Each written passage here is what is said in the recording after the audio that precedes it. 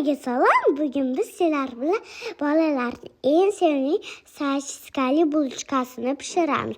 Un, shakar, tuz, dro'ji, sosiska va sut kerak. Ko'rib turgan narsalaringni hammasini qo'shib olamiz. Birinchi biz idishimizga issiq sut quyib olamiz. Suv quyib olamiz, iliqdan issiqroq. Dro'ji solamiz. Dro'jidan keyin tuxumni chaqib olamiz. Tuxumni chaqib olganimizdan keyin biz tuxumni solamiz. Keyin biz saroqni solamiz. Saroqni solib olganimizdan keyin tuz qo'shamiz chicha. Keyin biz tuz qo'shib olganimizdan keyin 2 qoshiq shakar qo'shamiz. Keyin aralashtirib olamiz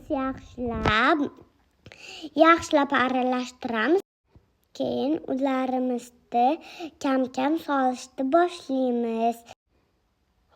Xamirimizni yaxshilab mushlab aralashtirib olamiz.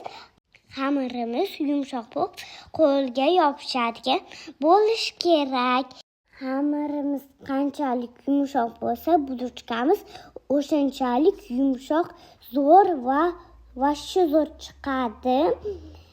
Qo'limizni yog'lab, xamirimizni yaxshilab ushlab olamiz, urib olamiz. Yaxshilab mushlashimiz kerak. Qo'limizga ko'p to'lgurguncha qilishimiz kerak. Keyin uni biz dam oltirishga qo'yamiz.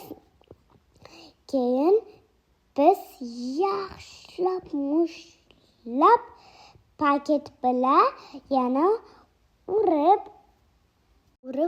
yopib qo'yamiz. Havo kirish kerak emas. Xamirimizni 1 soat dam oltirish uchun olib qo'yamiz. Xamirimiz qancha dam olsa, o'shancha bulchkamiz zo'r chiqadi. Sosiskamizni klonkasini ehtiyot bo'lib olamiz. Hammasini klonkasini olib tashlaymiz, kesilganlarini olmaymiz. Xamirimizni katta qilib, chiroyli qilib yoyib olamiz. Dumaloq qilib aylantirib. Keyin yoygan xamirimizni uzun qilib kesib olamiz pichoq bilan lenta qilib. Keyin o'sha lentachkamizni sosiskaga chiroyli qilib o'rab olamiz. Hamma sosiskamizga xuddi tepasiga chiqish kerak xamir. Keyin yaxshilab o'rab chiqamiz chiroyli qilib. Keyin hammasini qilib bo'lganimizdan keyin ustiga tuxumni chiroyli qilib surib chiqamiz. Tuxumni ustiga kunjutlarni chiroyli qilib sepib olamiz. Duxovkaga solib pishirib olamiz.